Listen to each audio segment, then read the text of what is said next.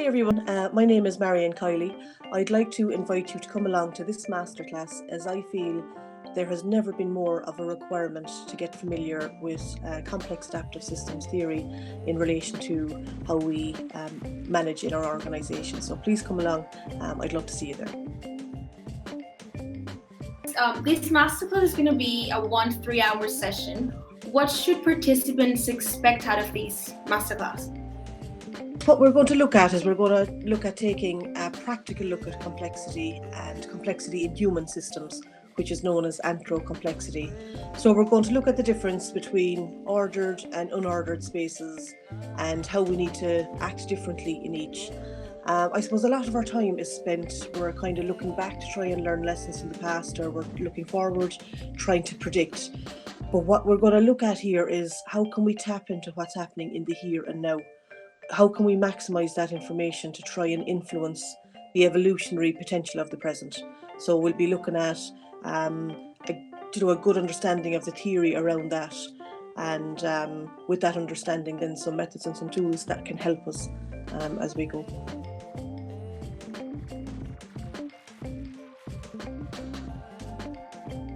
People in health and safety positions who are trying to influence the culture, people in HR positions, people who are trying to influence the organisational culture, people who are change agents, I suppose, for want of a better expression, people who really want to bring about genuine felt change in a system, and just who are curious because there are unknowns, there's known unknowns. Anyone who is looking to expand their knowledge of complexity in human systems are people who just find that they're working with problems that are messy or unsolvable and they just don't know where to start.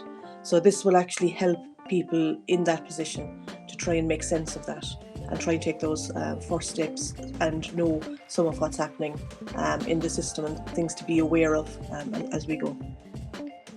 At the end of this masterclass, what are the skills that participants will acquire? I suppose a better understanding of the nature of complex systems and their characteristics.